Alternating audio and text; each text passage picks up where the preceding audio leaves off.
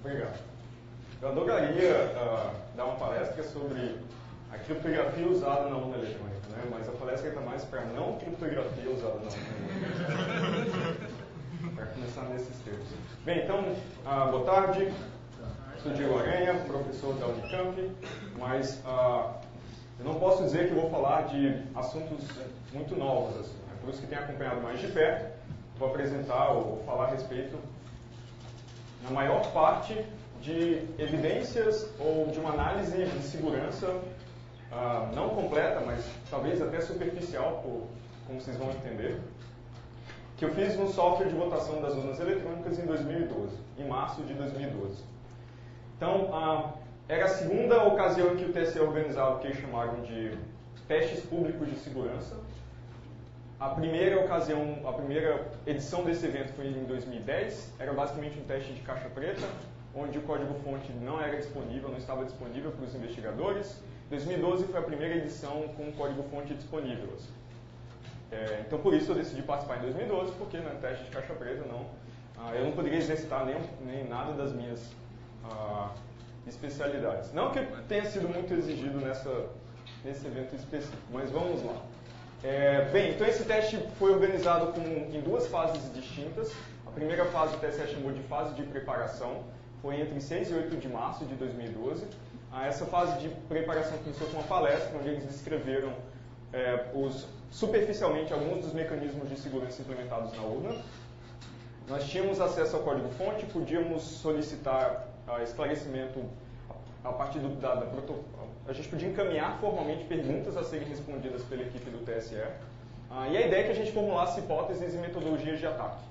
12 dias depois, começava a fase de testes, onde nós podíamos executar aqueles ataques para validar as hipóteses. Então, a fase de testes envolvia essencialmente executar aqueles ataques, coletar esses resultados em um relatório escrito em conjunto com o TSE. Esse teste não foi um teste completamente irrestrito, ele tinha uma série de restrições. Primeira restrição óbvia de tempo, né? A gente teve 3 dias apenas no máximo para investigar o software de votação. Como eram várias equipes participando, na verdade a gente teve 5 horas para examinar o software de votação, porque a gente tinha que sair para outra equipe entrar. Talvez... Boa tarde, professor Rolf. Além disso, a própria inscrição das equipes precisava ser formalmente aprovada pelo TSE. Eu não sei se alguma equipe teve a participação vetada, mas esse era fazer parte do processo. E no final da fase de preparação, a gente encaminhava os planos de teste, descrevendo que ataques a gente gostaria de executar no software, e o TSE tinha a prerrogativa de permitir ou não certos ataques. Então, claro, como a gente tinha que também contornar esse tipo de restrição para poder participar dos testes, nossas metodologias, os nossos planos de teste eram completamente evasivos. Bem, no dia 29 de março, o TSE organizou uma audiência pública para divulgar os resultados e fazer uma premiação simbólica. Ninguém recebeu nenhum tipo de remuneração para trabalhar ou participar desse desafio, né, um desafio de segurança. E depois dessa audiência pública, a documentação oficial foi tornada pública no site do TSE, incluindo um relatório de apreciação de uma comissão avaliadora. Tinha uma comissão que avaliava o desempenho das equipes e decidia, atribuía pontuação e decidia que pontuação aquelas equipes mereciam. Já na palestra de abertura, nós pedimos para testar não apenas o software da urna, mas também testar o dispositivo de identificação biométrica, talvez o sistema de totalização e transmissão de resultados, mas o TSE declarou que todos esses outros componentes estavam fora do escopo daqueles testes. Então, tudo que a gente pôde fazer foi testar o software da urna. O que tem uma certa armadilha embutida, porque quando você encontra um problema no software da urna, a argumentação é que, não, mas tem um processo em torno do software da urna que impede que essas vulnerabilidades, de fato, possam ser exercitadas na prática. Mas quando você pede para ver outra parte do processo, você se esbarra ao descobrir que está fora de escopo. Pois bem, então o teste foi organizado dessa forma. Segundo o edital de abertura, as equipes tinham 2 objetivos. O primeiro objetivo era encontrar uma falha no equipamento, basicamente violar a especificação do sistema de modo que o equipamento funcionasse fora dos seus limites de operação, sem impacto no sigilo e anonimato dos votos. Então isso é basicamente o que a gente chama de ataque de negação de serviço, né? Fazer a urna eletrônica não mais se comportar como ela deveria, mas sem nenhuma interferência nas propriedades de segurança que a eleição eletrônica precisa manter. O outro objetivo, talvez mais interessante, o que eles chamaram de fraude no edital de abertura, aí sim é um ato intencional, que altera informações ou cause danos, com efeito no sigilo e destinação dos votos, no caráter secreto do voto e na integridade dos resultados, de preferência efetuado de modo a não deixar vestígios. É claro que qualquer fraude que deixe vestígios pode ser, talvez, reconstruída, detectada e corrigida.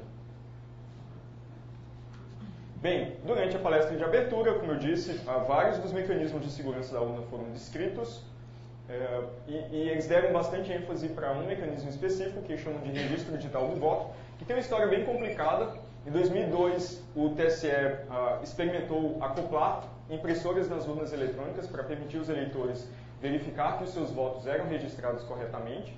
Entretanto, o TSE alega que isso foi um exercício um tanto inútil, porque gastou-se com papel, com impressoras, as impressoras travaram, parece que tinha uma série de dificuldades logísticas para acoplar essas impressoras. Acho que 30% das urnas de certas localidades tinham a impressora acoplada, mas como esse é um mecanismo de transparência, que é essencial, eles decidiram substituir o voto impresso conferível pelo eleitor pelo que eles chamaram de registro digital do voto, que é uma versão digital de uma trilha anônima de, pelo menos deseja-se que seja anônima, de votos. Então, ele foi implementado da seguinte maneira. É uma grande tabela com tamanho correspondente ao número de eleitores naquela sessão eleitoral. Essa tabela é dividida em seções por cargo em disputa, e cada eleitor que vota, as suas diferentes escolhas vão para posições distintas nessas seções da tabela. De modo que, por exemplo, se o primeiro eleitor votar dessa forma, o segundo eleitor votar dessa forma, por exemplo, o terceiro eleitor votar assim, e só tivermos 3 eleitores, dá para ver que pelo aspecto final do arquivo, você não consegue reconstruir, se esse mecanismo de fato for projetado e implementado de maneira segura, você não consegue reconstruir o voto do primeiro eleitor, do segundo eleitor e assim por diante. Bem, em primeiro lugar, a análise de segurança desse recurso indica que esse não é um recurso de fato de transparência por não permitir recontagem. E a razão é muito simples. Esse arquivo é produzido pelo software que conta os votos. Então, se o software que conta os votos, de repente, está sob controle de um atacante, de um fraudador, não há nenhum obstáculo que impeça o software de construir uma versão de uma lista embaralhada dos votos dos eleitores que seja compatível com a contagem fraudada. Então, isso é redundância, mas não tem nada, não tem nenhum ganho de segurança efetivo aqui. É simplesmente a informação redundante produzida pelo mesmo software, e isso é tão vulnerável quanto o software. É consequência do software. Então, não faz sentido você utilizar bits para proteger um software que produz aqueles bits. Raciocínio circular. Outro detalhe importante é que, no aspecto final desse arquivo, esses buracos correspondentes aos eleitores que não votaram, eles eram conservados. Então, segundo o TSE, para fins de auditoria, você poder verificar que tem um número de buracos realmente correspondente ao número de eleitores faltosos. Mas, novamente, tudo isso é produzido pelo software. O software que estiver sob controle do atacante pode construir essa versão dos resultados parciais daquela urna, que é perfeitamente coerente entre si, mas não reflete a intenção do eleitor. É tudo bit. Mas sigamos em frente. Bem, então, quando esse mecanismo foi apresentado na palestra de abertura, imediatamente a gente achou que fosse um ponto interessante para começar a nossa análise, por uma razão clara. Assim. Quando se observa na história, não só da área de segurança, na história de criptografia, com soluções criptográficas falharem completamente na prática, você vê um padrão recorrente, que é muito difícil programadores, talvez não com o melhor treinamento possível, gerarem bits aleatórios de maneira segura. E esse mecanismo de embaralhar os votos precisa de bits, de números aleatórios para poder selecionar aquelas posições onde os votos vão ser armazenados. Então a gente falou, bem, vamos começar por aqui, porque a gente não sabe por onde começar, a gente nunca tinha visto o software de votação antes desses testes, então a gente achou que pudesse ser um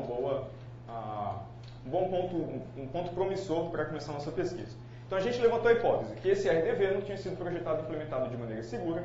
Então essa hipótese levantou outras perguntas, Se ele não foi projetado e implementado de maneira segura, será que eu consigo, depois das eleições, simular a ordem de armazenamento, reproduzir essa ordem de armazenamento? Se sim, que informações eu preciso para reproduzir a ordem de armazenamento? Eu acho que está claro que se eu consigo reproduzir a ordem de armazenamento, eu sei exatamente quais são as escolhas de cada eleitor. Do primeiro eleitor, do segundo eleitor, do terceiro eleitor, sem necessariamente saber quem são esses eleitores, quais são os títulos de eleitor desses eleitores. A gente já vai chegar nesse ponto. Então, levantamos essas questões e quando tivemos acesso, né, como eu disse, ao software de votação, a gente observou que esse mecanismo tinha sido implementado usando um gerador de números pseudo-aleatórios.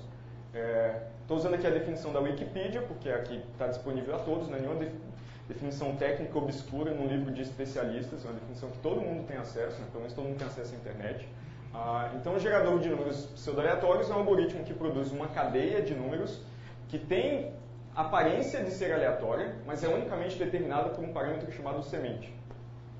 Então, basicamente, o que esse algoritmo, esse procedimento computacional faz é pegar essa semente e expandir numa cadeia muito mais longa.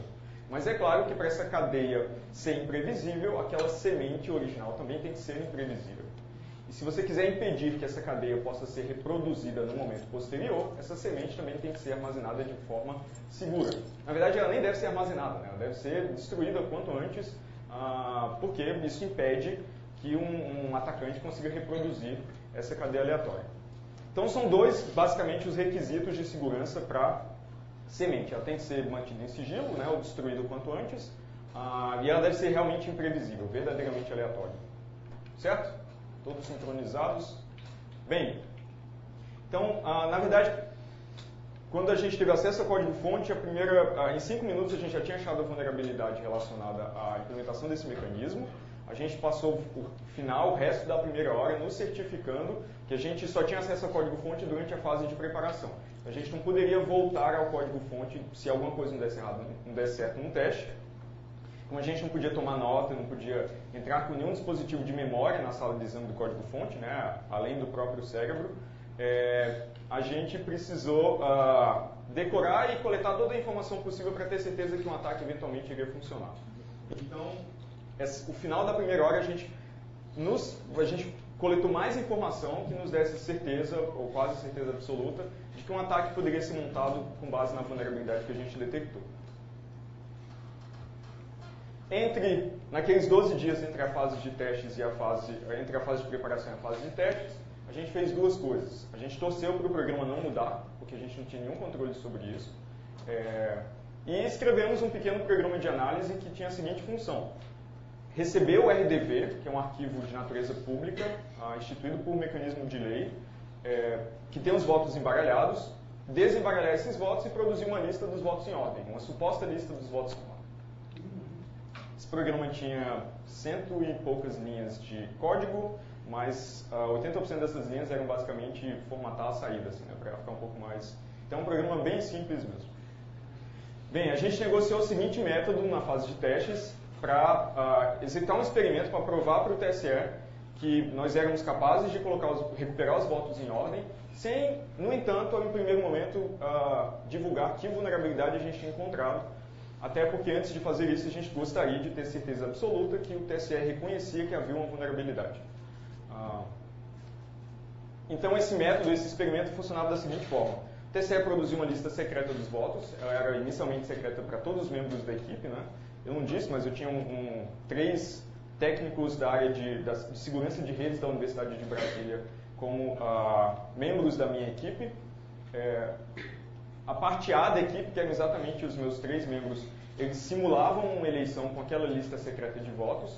Essa simulação era feita sob supervisão do TSE, então tinham programadores e membros da equipe de desenvolvimento do TSE olhando que a gente de fato não estava fazendo nada de diferente, a gente estava simplesmente simulando a eleição.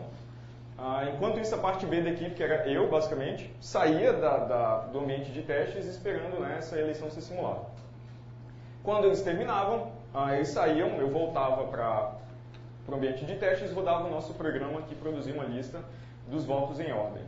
E depois, publicamente, né, em voz alta, a gente comparava essas duas listas, a lista secreta e a lista que meu programa, ou que nosso programa produzia. Então, primeiro, o objetivo disso é que pelo menos parte da equipe não tivesse acesso à lista dos votos antes de montar o ataque, por motivos óbvios, né? A gente queria um certo isolamento. e que essas duas partes da equipe também não pudessem se comunicar enquanto o experimento acontecia, assim, para mostrar que a gente só precisava, de fato, recuperar a informação a partir de um arquivo de natureza pública, não de outro tipo de informação privilegiada. O critério de sucesso aí é claro, as duas listas, se elas são idênticas, o ataque teve absoluto sucesso, se elas são completamente distintas, a gente está blefando.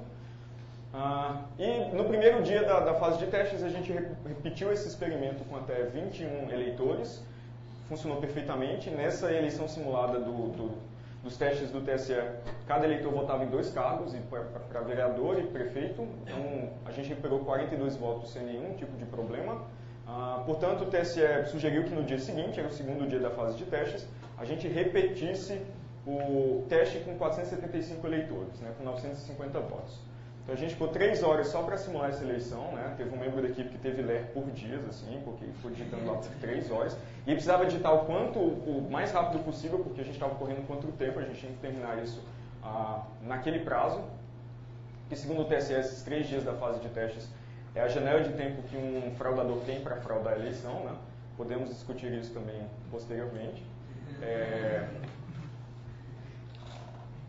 Depois dessas 3 horas simulando a eleição, eu rodava o programa lá por frações de segundo, mais 3 horas para bater as duas listas dígito a dígito. Então a gente recuperou com sucesso 950 votos sem nenhum erro. E aí vocês devem estar se perguntando, por quê? Bem, por uma sequência de decisões ruins de projeto.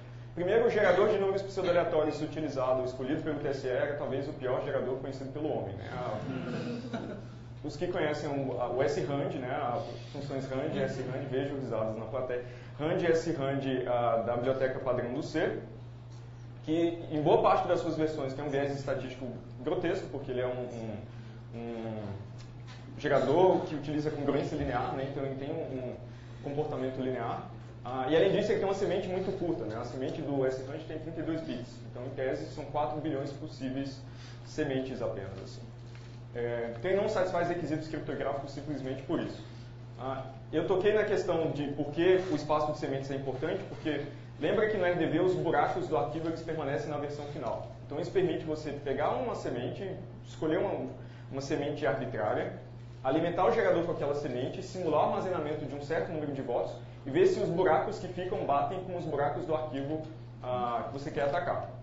Se os buracos batem com altíssima probabilidade, aquela é a semente correta e você consegue reverter, né, claro, a ordem de armazenamento ou o embaralhamento desses votos. Mas até aí eu estou falando de ataques probabilísticos, né? Tem talvez uma probabilidade ínfima de falhar, mas ela é não nula. Além disso, eles não só escolheram um gerador ruim, como também escolheram uma semente muito ruim. A gente viu que um dos requisitos principais é ter uma semente verdadeiramente aleatória. Eles preferiram usar uma tomada de tempo, na precisão de segundos, que é feita na inicialização do equipamento. Então, necessariamente entre as 7 e as 8 da manhã. Então, a gente tinha 4 bilhões de sementes, agora a gente já tem 3.600 sementes. Que aí sim, o ataque continua probabilístico, mas são 3.600 sementes. Assim. Então, se uma delas bater, provavelmente você está com a semente correta, assim, provavelmente mesmo. Porque a chance de 2 sementes dentre essas 3.600 gerarem a mesma sequência é desprezível. Bem, como essa semente não é aleatória, isso também viola o modo de operação do gerador, a gente precisa de fato de uma semente imprevisível e o espaço de busca exaustiva diminui bastante. Né? Além disso, a semente era impressa, né? Então a gente não precisava fazer nada disso. Então o custo aí era constante, né? Era O de 1, assim, era realmente ler a semente pública. Ela era impressa em um documento público, porque essa tomada, o software imprimia um instante de tempo em que essa tomada de tempo era feita. Então você não precisa de fato fazer nenhuma busca exaustiva, basta você recuperar essa semente num documento público, assinado por uma porção de fiscais de partido, ou nos logs que também são tornados públicos, se registram instantes de tempo de eventos específicos da urna. Então, para ser um pouco mais explícito, era a hora da zerésima, né?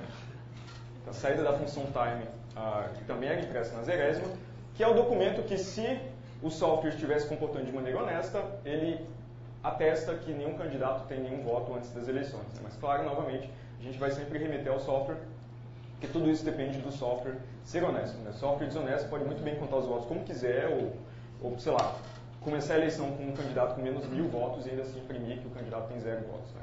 O software faz o que ele for ordenado a fazer. Isso para surpresa dos jornalistas. Né? Quando eu falo para os jornalistas, eles falam, mas é assim? Né? O software só faz o que o programador mandar. Sim, nem todos os jornalistas, né? Boa parte não. Então, o que a gente concluiu de resultado? Primeiro, é possível recuperar os votos em ordem a partir da semente pública. Assim. Você só precisa de informação pública para recuperar esses votos em ordem. Isso na versão do software analisada em 2012. Além disso, se você quiser, você consegue descobrir qual é a semente a partir dos votos fora de ordem. Vamos supor que você não tem acesso à informação pública, por algum motivo. Né? Então, você consegue, com os votos fora de ordem, descobrir qual é a semente. Então, assim, fica demonstrado que a gente derrotou o único mecanismo que tinha na urna eletrônica para proteger o sigilo do voto. Depois dos testes, a gente descobriu também que o log da urna armazena um instante de tempo que cada eleitor vota. Então, o primeiro eleitor vota às 8h15, o segundo às 8h17 e assim por diante. Isso permite um outro ataque que a gente vai descrever logo mais, que é bem interessante também. Mas o que eu posso dizer é que, até agora, esses ataques são bastante eficientes, eles dependem apenas de recuperar uma informação pública, tem nada não determinístico aí, então a taxa de erro é 0.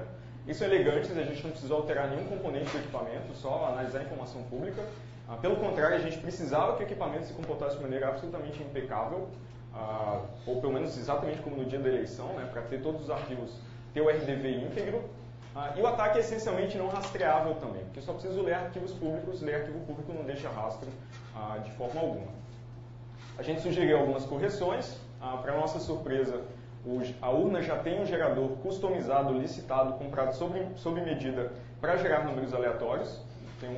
E baseado no efeito físico em hardware, parece ser um ótimo gerador. Ela tem dois, na verdade, um que foi licitado, especificado e comprado, e outro no próprio processador da urna, é um G8 da AMD, que também tem o seu próprio gerador, mas nenhum desses geradores eram utilizados para embaralhar os votos. Mas ainda assim, se de repente algum dos modelos da urna não tiver nenhum desses dois geradores, eu sempre deixo as sugestões de usar o DevRandom ou o URandom, depois de um exame cuidadoso para ver se, dadas as condições do equipamento, né, que é extremamente determinístico, roda o mesmo software no mesmo dia, na mesma hora, o sistema operacional tem muitas oportunidades para coletar eventos imprevisíveis, então talvez eles apresentem, ou eles não satisfaçam requisitos de segurança rigorosos, ou tenham problemas de funcionalidade, de exaustão do pool de entropia, como a gente fala no dia da eleição. Assim. Então, para adotar essas duas outras soluções aqui, é preciso um exame um pouco mais minucioso. Mas essa é a forma de corrigir, ou são as sugestões para se corrigir esse mecanismo. Bem, colocando as coisas em perspectiva, né? Por que o sigilo do voto é importante, de certa forma? Então vamos considerar um modelo de atacante que é capaz de comprar votos, ele exerce pressão política sobre os eleitores, consegue monitorar o comportamento dos eleitores no dia da eleição. Né? Felizmente, um atacante que não existe no Brasil, então a gente não precisa se preocupar muito. Esse atacante consegue montar 3 modalidades que a gente chamou de voto de cabresto digital. Ele pode, por exemplo, acordar cedo no dia da eleição, levar uma série de eleitores coagidos, colocar esses eleitores no início da fila, e se ele tem acesso ao arquivo público dos votos embaralhados no fim da eleição, se ele captura lá, se ele recupera os K primeiros votos, esses K primeiros votos foram os eleitores que ele coagiu e colocou no início da fila. Então ele poderia punir, com certeza matemática, os eleitores se eles não tivessem votado em seu favor ou não. Outra possibilidade, vamos supor agora um atacante que não consegue acordar cedo o suficiente, né? Ele não chega no início da fila. Ele pode simplesmente pegar um dos eleitores que ele coagiu e usar como um voto marcador. Né? Ele vota tudo 9, vota no Cazuza, algum número fixo para quando você recuperar os votos em ordem, você encontrar aquele voto marcador e saber que os K-1 votos em seguida deveriam ser votos em favor do atacante. Então, novamente, você pode punir eleitores com precisão matemática. Você também pode instruir os eleitores a votar em horas específicas, dentro de um certo intervalo de tempo. Ou, se o fraudador for matematicamente sofisticado, ele pode dizer que os eleitores devem votar nas posições primas da fila, por exemplo. E aí, se recupera as posições primas da fila, você conseguiria descobrir novamente, mais com um exercício mental. Bem, outro ataque também interessante é o que a gente chamou de quebra de sigilo direcionada. Lembra que eu falei que a urna armazena um instante de tempo em que cada eleitor votou. Então, se, por exemplo, você quer descobrir o voto do presidente do TSE, que votou às 10h30 no IESB na eleição de 2010, porque o TSE publicou isso, inclusive no metadado da foto tem lá um instante bem preciso de tempo em que ele votou, né, tomado pela câmera do fotógrafo, contando ainda que normalmente esses eleitores ilustres furam a fila, então você tem uma janela de uns 15 minutos antes e depois para saber exatamente onde está o voto, qual a posição do voto a partir da hora em que esse eleitor votou.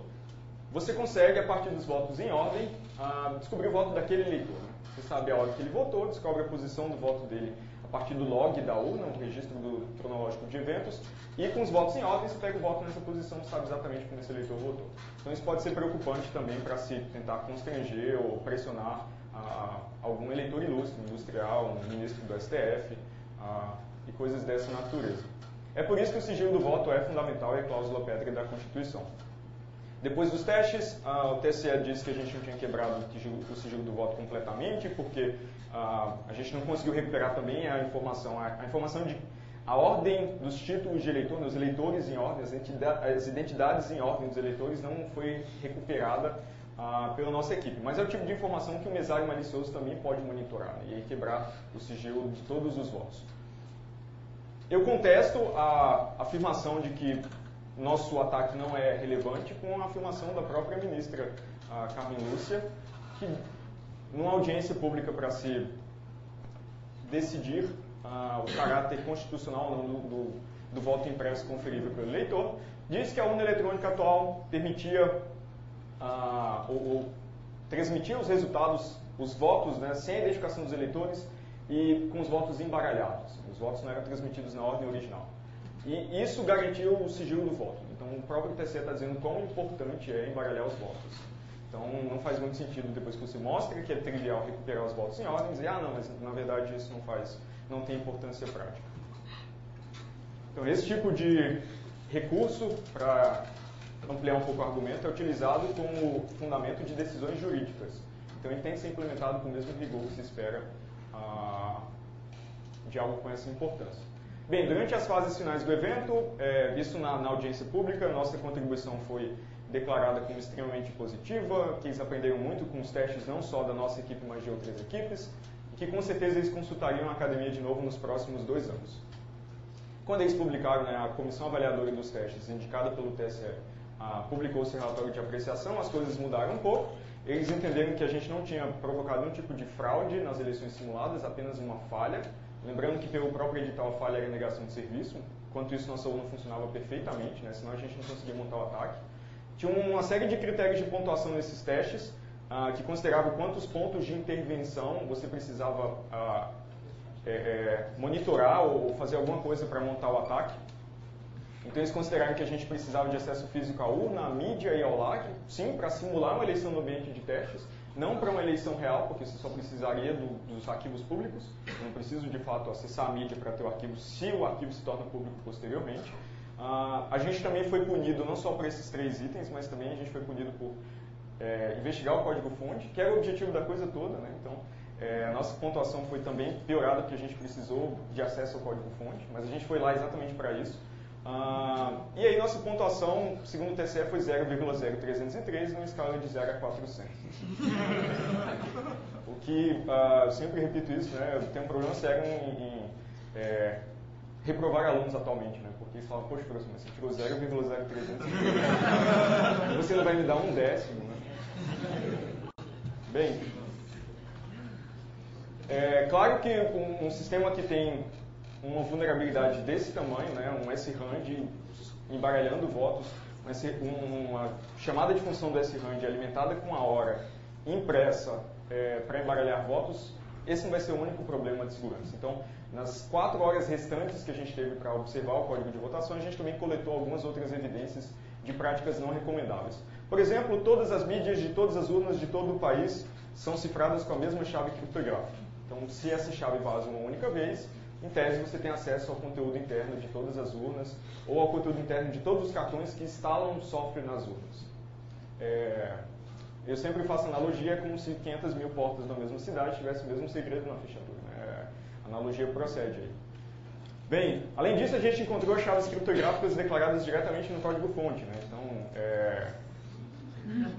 Simplesmente, ao invés de pensar, né, não, vamos distribuir tokens que gerem essas chaves para decifrar e ter algum protocolo de acesso seguro físico ao token, não, você coloca a chave criptográfica no código-fonte, porque você não precisa de token, não precisa de nada para armazenar essa chave de maneira segura. Assim. Então, voltando à analogia da porta, isso é análogo a colocar a chave embaixo do tapete. Né? Eu sempre faço essa analogia também. Você compartilha e ainda coloca embaixo do tapete. Sim.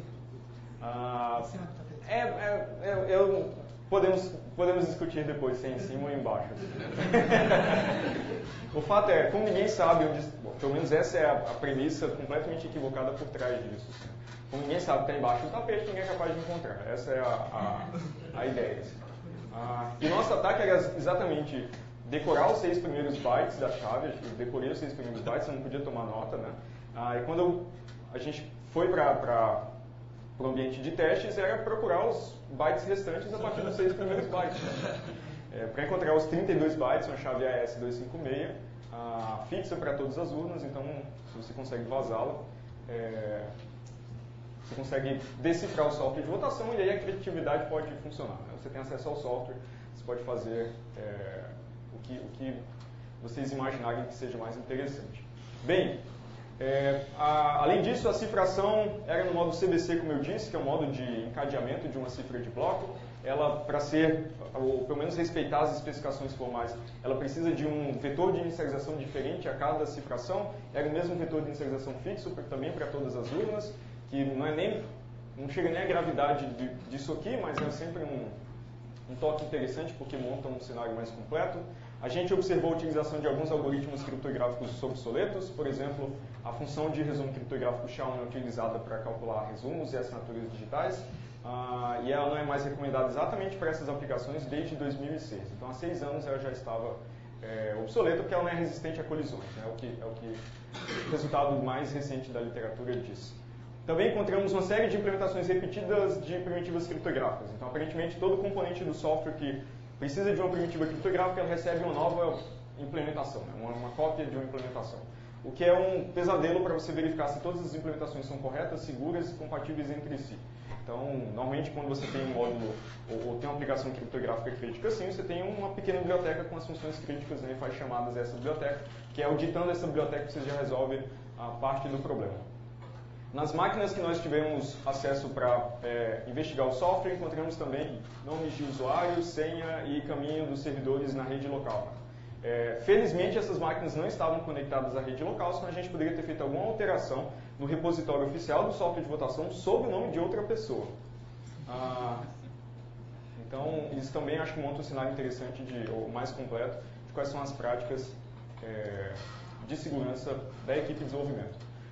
Outro problema, a gente pode concluir que nenhuma ferramenta de análise estática de código é utilizada no software de votação. Ferramentas de análise estática são exatamente ferramentas que acumulam conhecimento acumulado é péssimo, né? Acumulam conhecimento da área e tentam detectar por simples batimento de padrão se aquelas construções já conhecidamente inseguras ocorrem ou não naquela versão do software.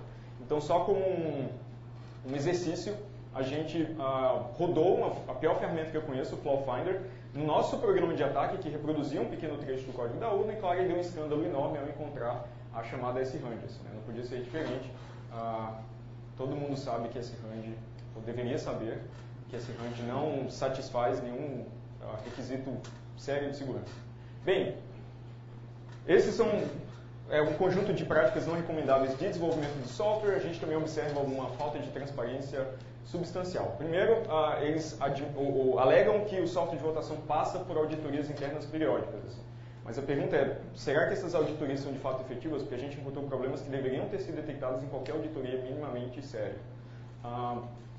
Isso é preocupante porque nas eleições brasileiras nós utilizamos um sistema, nós somos o único país do mundo que permanece utilizando um sistema de votação que é puramente baseado em software.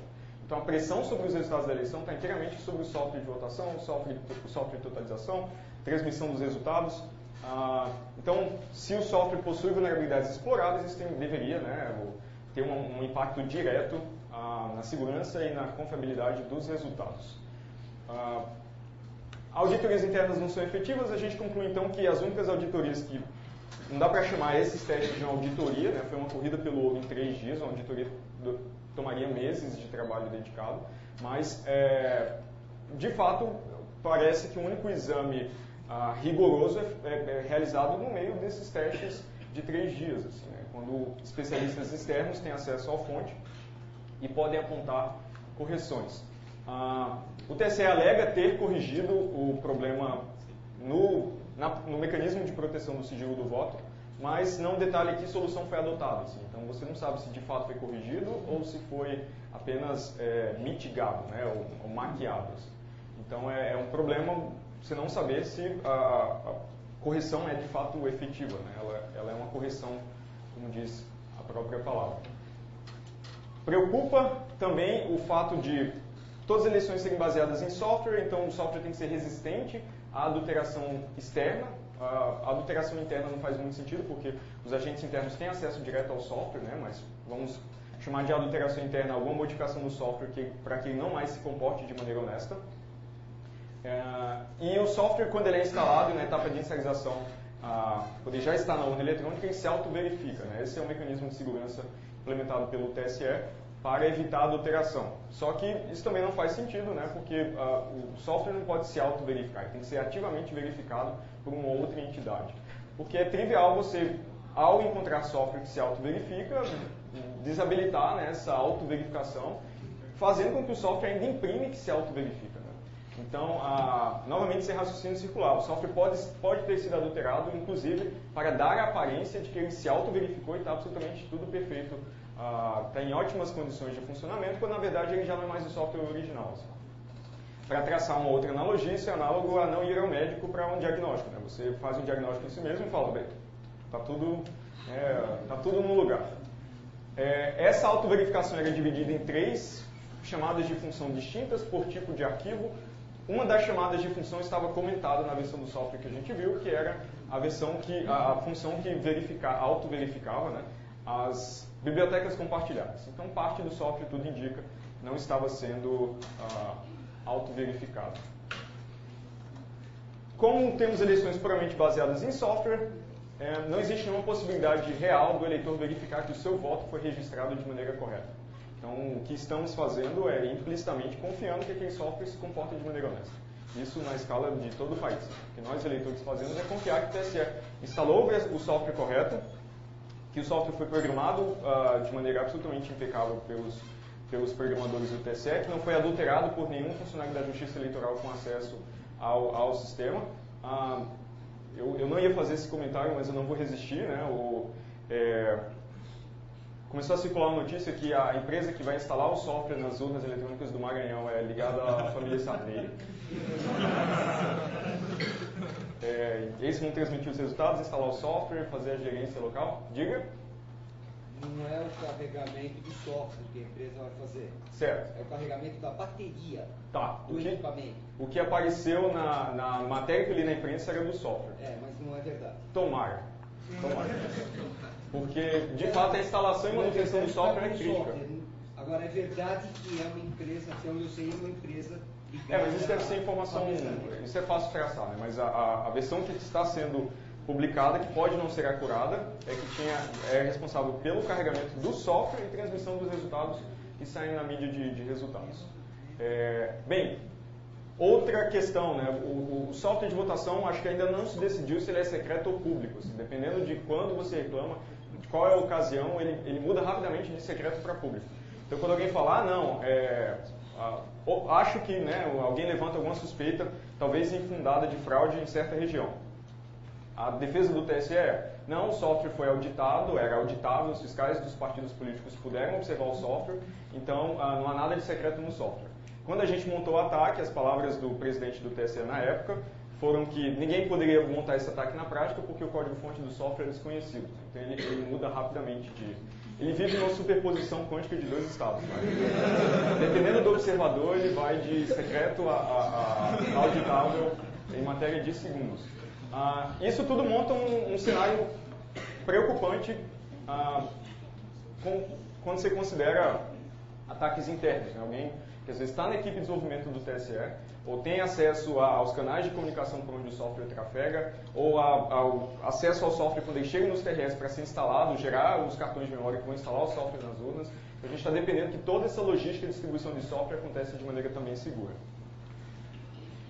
Bem, sobre o processo de desenvolvimento, há uma preocupação exagerada com ofuscação ao invés de segurança. Para dar um exemplo, quando ficou claro que a gente era capaz de recuperar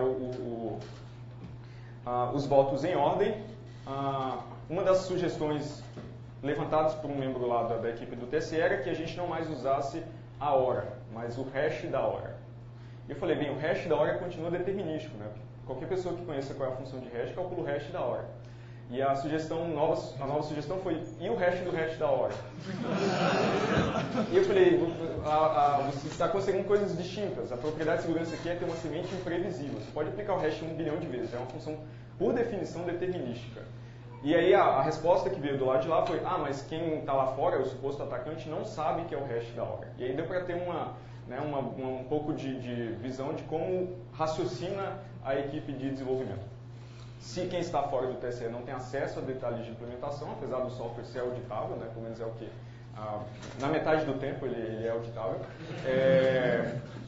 esse tipo de mecanismo de ofuscação não é suficiente. É como se armazenar a chave criptográfica na própria mídia, ao lado da partição que a chave criptográfica protege. Isso é apenas ofuscação. Qualquer pessoa que sabe que existe uma chave criptográfica lá pode, inclusive, tentar decifrar aquela partição com todas as possíveis chaves. Né? Até o último byte, assim, não vai demorar. Você não precisa de todas as combinações. Se esse programinha que armazena a chave tiver 1 mega, basta você considerar todas essas chaves dentro do espaço de 1 mega, né? Sequências contíguas de 32 bytes, e alguma delas vai ser a chave correta. Assim.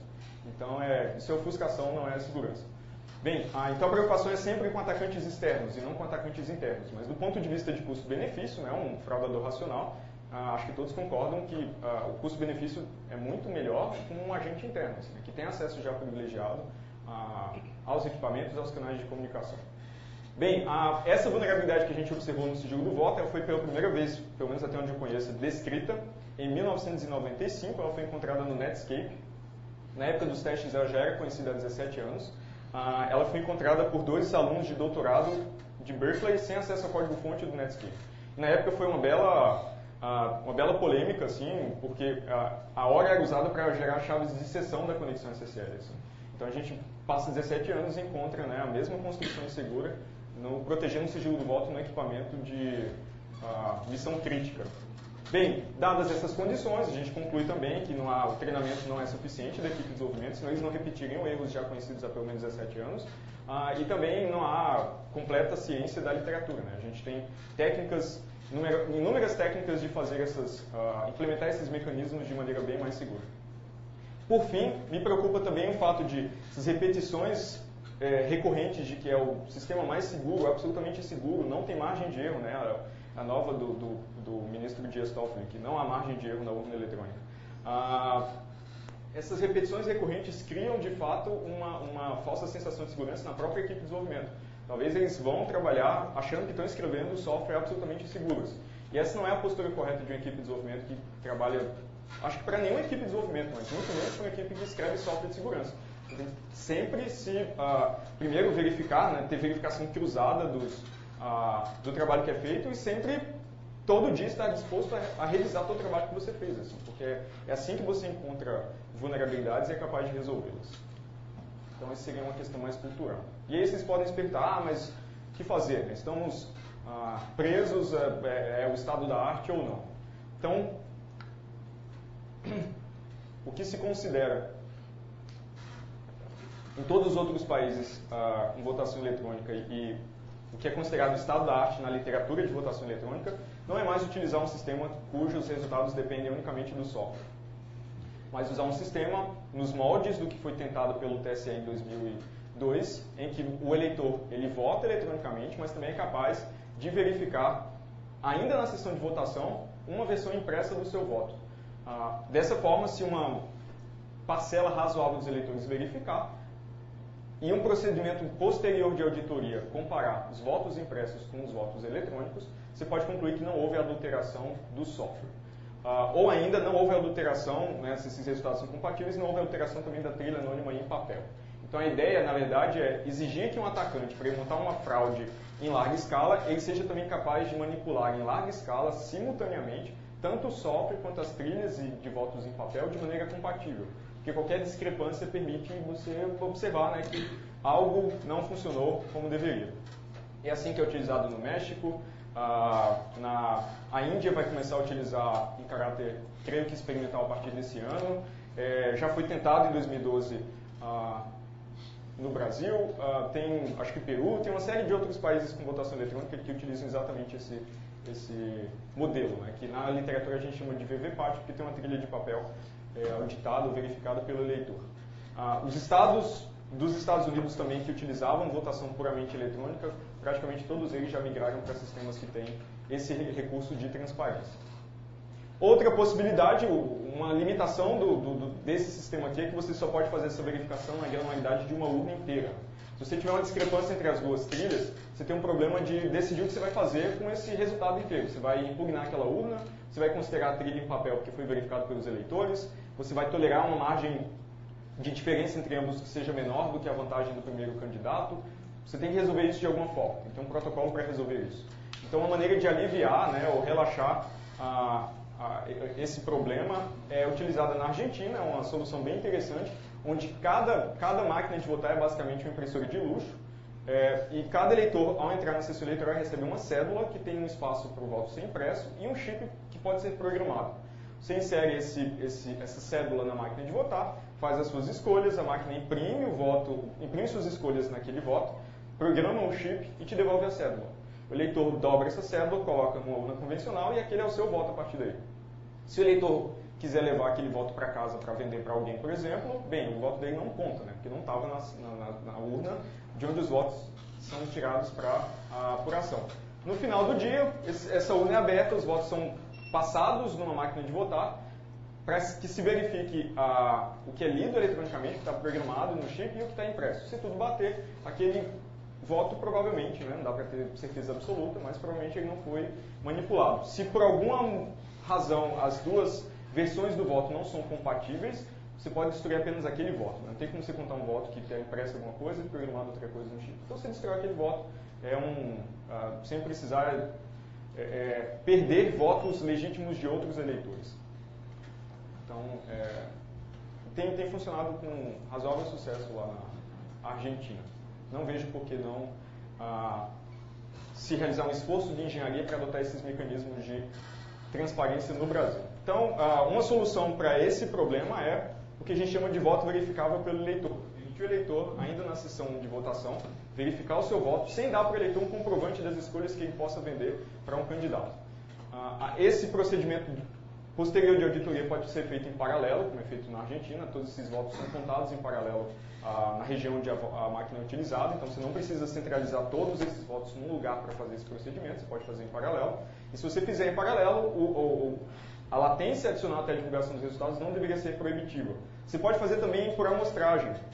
Na Califórnia é um projeto piloto muito interessante, que eles não contam todos os votos em papel. Eles contam todos os votos em papel até você chegar numa margem, num intervalo de confiança muito próximo da contagem eletrônica. Para evitar que, às vezes, a diferença de um voto impugne uma urna inteira. Assim.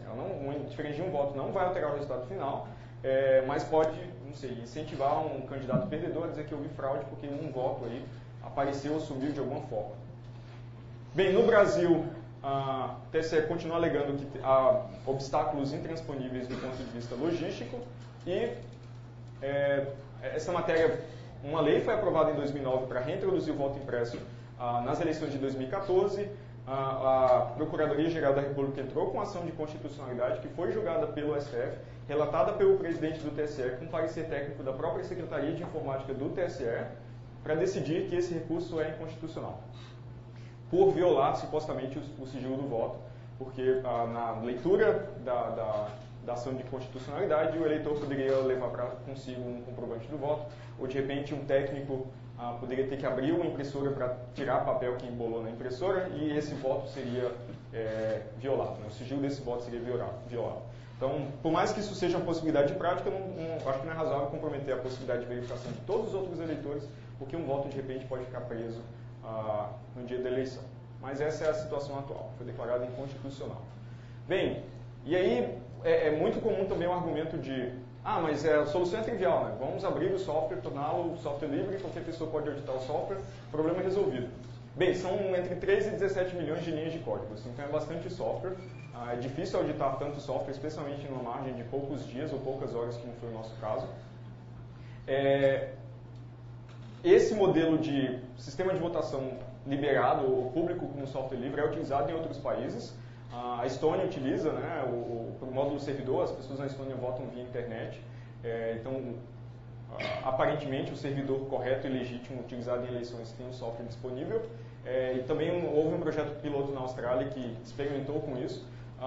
E é interessante, na verdade, não porque você consiga, tendo software livre, determinar que versão do software você utiliza no dia da votação, mas porque isso coloca certa pressão sobre quem publica o software. Né? Sempre assim com o software livre. Então, a gente acredita que se o software fosse tornado aberto, o TSE teria mais cuidado em projetar e implementar os mecanismos de segurança e não mais sentiria a tentação de adotar esses riscos controlados, né, de armazenar a chave criptográfica junto do que está cifrado, esse tipo de coisa.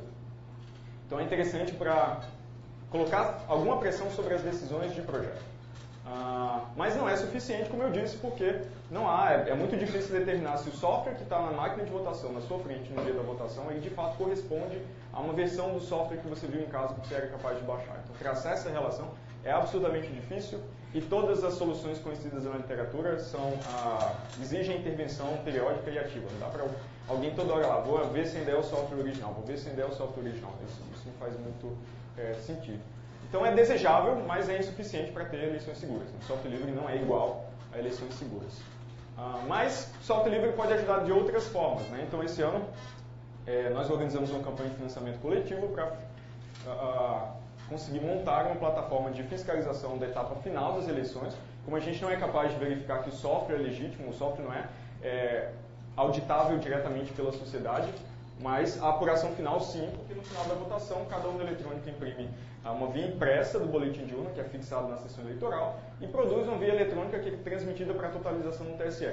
Então, a ideia da nossa plataforma é exatamente equipar eleitores com um aplicativo que tira fotos, e instrui o eleitor a como tirar uma sequência de fotos com certa sobreposição do boletim de urna, que é bem comprido, transmite essas fotos para o servidor, onde a gente faz extração automática do conteúdo e compara com os BUs eletrônicos, os boletins de urna eletrônicos publicados pelo TSE. Se tudo bater, tudo bem, provavelmente não houve nenhum tipo de fraude na transmissão e totalização. Se alguma coisa não bater, isso é um indício, né, que houve adulteração, ou talvez erro não intencional, na transmissão dos resultados.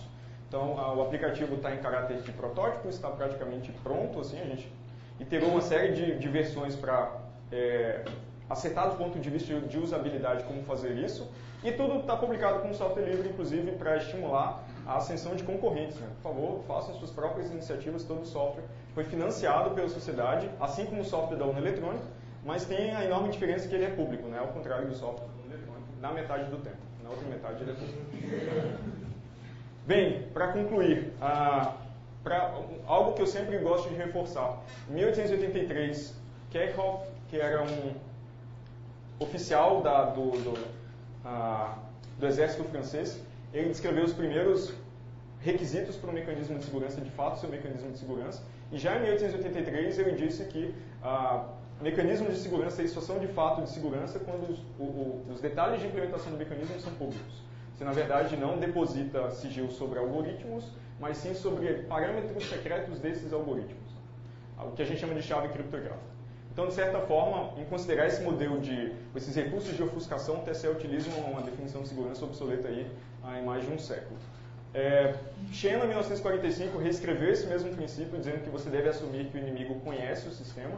Era auge da Segunda Guerra Mundial, por isso essa insistência com o inimigo. E tem a frase célebre também do John von Neumann, em 1951, que ele diz que qualquer pessoa que tente gerar números aleatórios, né, utilizando métodos aritméticos, claramente está cometendo um pecado, porque as expressões aritméticas não vão produzir números aleatórios se a entrada delas for determinística. Né? Isso não faz sentido.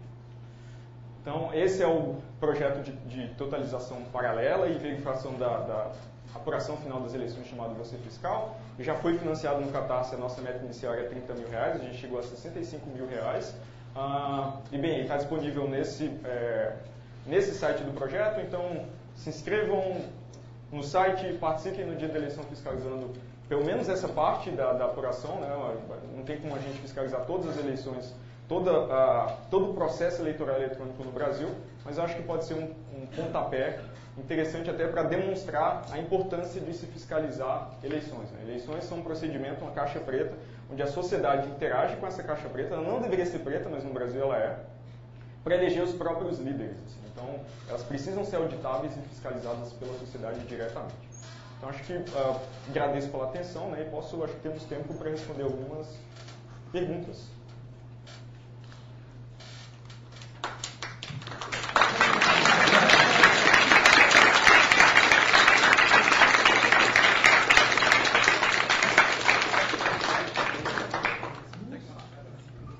Perguntas. Diga. Nesse evento que vocês tiveram a oportunidade de fazer os testes com as urnas eletrônicas, tiveram outras equipes, né? Sim. As outras equipes tiveram resultados?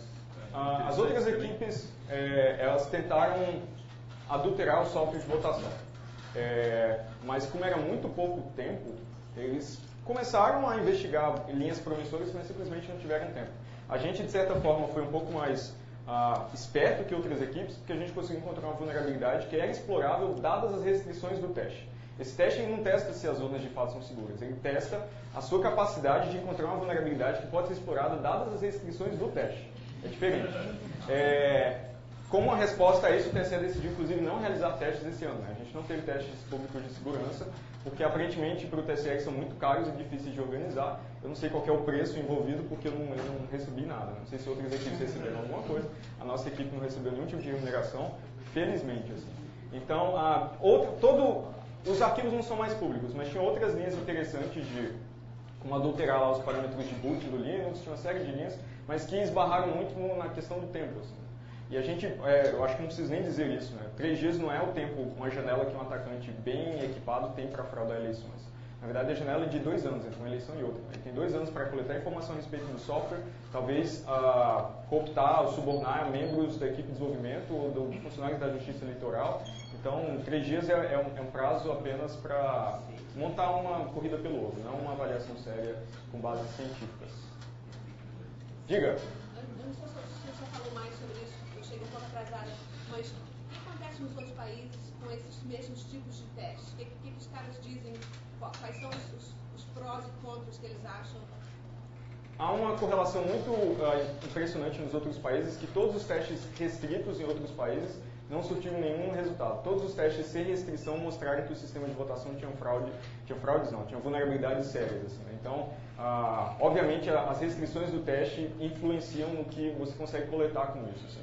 Então, há pouco, em outros países não há tanto teste, eu não vejo tanto teste de segurança, porque, novamente, os sistemas são projetados de modo a você não precisar fazer testes de segurança. Se o eleitor é capaz de verificar que o seu voto foi registrado corretamente pelo sistema no ato de votar, o software que está na máquina de votar ele pode inclusive ter vulnerabilidades. Isso não importa, porque você está auditando no ato de votar que o software está se comportando de maneira honesta e isso não tem impacto nos resultados. Não que a gente deva usar software vulnerável para executar eleições, mesmo com voto impresso. Mas a diferença é que isso, em tese, pode ser detectado durante a eleição. Então, a pressão sobre o software cai assustadoramente. Assim. Você pode ter software que não é tão paranoico do ponto de vista de segurança, porque você tem uma trilha verificada pelos eleitores em papel que pode ser auditada posteriormente. Verificada? Pode ser verificada? Tem estudos e experiências práticas que mostram que uma parcela substancial dos eleitores verifica, então verificada. Mas em potencial ela é verificável, é preciso que as pessoas verifiquem. Né? Ela por si só não é capaz de dizer, a contagem eletrônica está diferente, né? Claro. Mas as pessoas precisam verificar. O interessante é que nem todo mundo também precisa verificar. Basta uma amostragem das pessoas verificando que você já pode extrapolar isso para um bom intervalo de confiança. E você tem gente suficiente no projeto para verificar? O que nós estamos... o nosso projeto não é uma verificação dos votos individuais, porque essa possibilidade não existe, né? Apenas a transmissão dos resultados do boletim de urna para frente. A gente não sabe se o boletim de urna de fato reflete a intenção dos eleitores, a sociedade não consegue verificar isso, mas a gente está divulgando, tem um belo número lá na casa das dezenas de milhar, acho que a gente tem em torno de 11 ou 12 mil e-mails de pessoas interessadas em divulgar, e a gente está subindo agora uma plataforma para as pessoas anunciarem em que sessões eleitorais elas vão fazer a fiscalização, né, para permitir um mínimo de coordenação e eliminar um pouco da redundância no dia. Apesar de que alguma redundância é desejável, porque se várias pessoas fotografam um boletim de urna e a gente confronta essas versões entre si, provavelmente essas fotos também são legítimas. Né? A gente está analisando uma segunda derivada aí, né, as fotos de um documento oficial. Então tem outros riscos embutidos. Diga. Usar a foto, por que não usar exatamente a folha que é impressa e é distribuída aos partidos, ou ainda a que fica disponível na porta da sessão ao término da votação? Porque para isso a gente precisaria arrancar a versão e impedir a possibilidade de verificação das outras pessoas. Eu quero que a via impressa pela urna eletrônica permaneça lá para que outras pessoas possam verificar. Os partidos podem fornecer isso. E é possível o fornecimento também de uma cópia extra. Sim, mas tem um problema que a gente está fiscalizando eleições no país inteiro. Né? Então, como que eu consigo recuperar, num prazo razoável, vias impressas na Amazônia, no Nordeste, no Sul? Então, as fotos já chegam em questão de instantes. Entretanto, você está absolutamente preciso em apontar que se a gente encontrar uma discrepância, a gente precisa encontrar uma das vias impressas arquivadas originais para conseguir resolver a discrepância e apontar um indício de fraude real.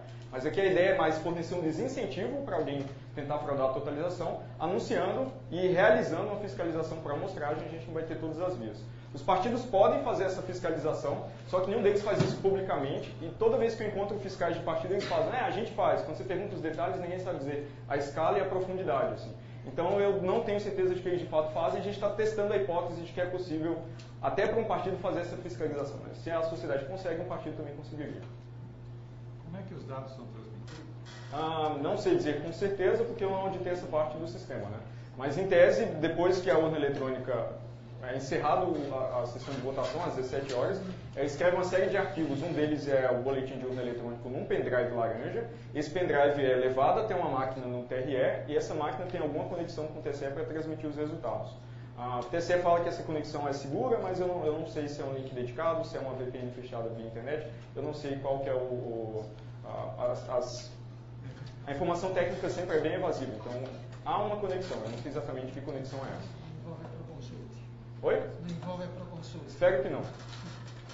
Diga. Você falou bastante do ataque e tudo mais. O que você acharia viável mesmo um ataque externo sem participação de alguém interno? Sem eu tiver que pagar ninguém, subornar ninguém interno? As condições técnicas existem. Né? A chave que protege o software de votação está às claras onde o software de votação persiste. Então, alguém com treinamento técnico capaz de encontrar essa chave consegue decifrar e ter acesso ao software de votação, por exemplo, antes de ele ser instalado nas urnas, que é um cenário interessante aí. Então, novamente, alguém com capacidade com treinamento técnico consegue fazer com o software coisas inimagináveis. Assim, né? E a gente observa trabalhos na literatura que fazem coisas inimagináveis com porções muito menores de software. Tem uma literatura vasta aí de máquinas de votar que até jogam Pac-Man, assim, né?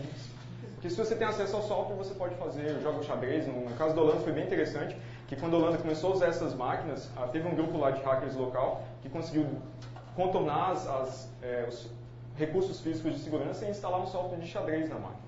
E aí todo mundo entendeu que se aquela máquina de votar roda xadrez, ela pode rodar qualquer coisa, inclusive software que conta os votos de maneira desonesta, mas dá a impressão de que ele é software perfeitamente honesto. Assim. Então, quando você tem acesso ao software, é difícil você conseguir, de fato, impedir uma fraude minimamente sofisticada.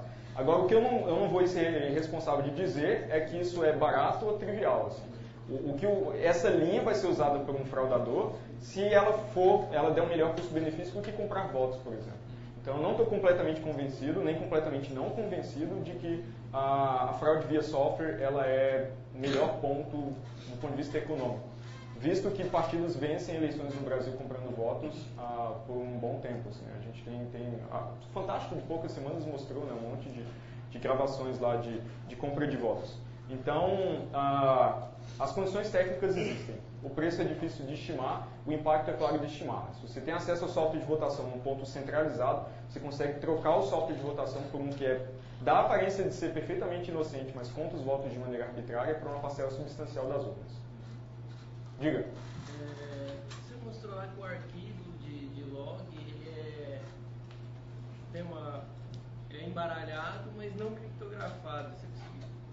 Porque existe algum motivo claro para isso no design? Ele é autenticado, então ele é assinado digitalmente do ponto de vista de o TSE consegue verificar se aquele arquivo, dado um conjunto de premissas, né, ou ignorando momentaneamente o fato da chave privada que assina estar armazenada também sob aquela chave que está às claras, assim, né, então quem tem a chave de cifração das partições tem acesso à chave privada que assina coisas pela urna eletrônica. Dadas essas premissas, você consegue verificar que aquele arquivo veio de uma urna, assim. Mas ele não precisa ser cifrado, ele precisa ser autenticado. Né? O log não precisa ser cifrado, até porque a gente sabe que quem está no TSE e recebe esses arquivos vai ter a chave para decifrar. Então, a boa parte da crítica aqui é que eleições transparentes não exigem a confiança na autoridade eleitoral para se ter um pleito justo. Assim. Você não precisa, não é assim que funciona nos outros países. Eu não vejo, isso não parece uma lei de uma chave só. Isso, a gente já avançou 5 minutos na próxima. Quer dizer que é uma chave só para todas as urnas? Sim, é uma chave só para todas as urnas. E que os caras disseram que isso garante a segurança. Isso foi bem curioso, logo depois que, depois dos testes, a gente ficou um mês tentando colaborar de alguma forma com o TSE. As perspectivas de colaboração acabaram quando aquele relatório foi publicado, do 0,0313, que ficou claro que o objetivo era muito mais proteger a imagem da instituição do que encarar a crítica técnica de maneira com alguma seriedade e transparência. Então, eu dei uma entrevista ao G1 logo depois, porque eu falei, bem, eu tenho uma porção de vulnerabilidades e não assinei nenhum termo de sigilo para participar desses testes, então eu devo falar que é uma maneira de pressionar para que as questões sejam aplicadas. Então, a primeira vez que eu me manifestei a respeito, o TSE respondeu, foi a única vez também que o TSE respondeu algum repórter que coletou informações técnicas desses testes, com basicamente duas coisas.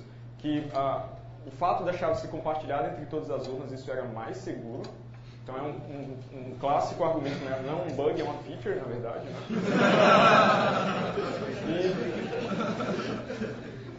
E tem um ataque esotérico lá para impedir ataques de estimadores estatísticos. Eu perguntei para o Paulo Barreto, que um monte de gente, ninguém sabe dizer o que é isso. Eles usam muito jargão para convencer, mas na verdade, quando você olha os detalhes de implementação, o jargão dá uma falsa sensação de segurança também. E também para aproveitar, né, a passagem para qualificar a minha atitude como ameaça à democracia. Então foi essa a resposta do TSE a essa entrevista. Ok? Acho que essa era a última pergunta. Eu vou ficar aqui mais um tempo se alguém quiser conversar sobre isso. Obrigado novamente pela atenção de vocês.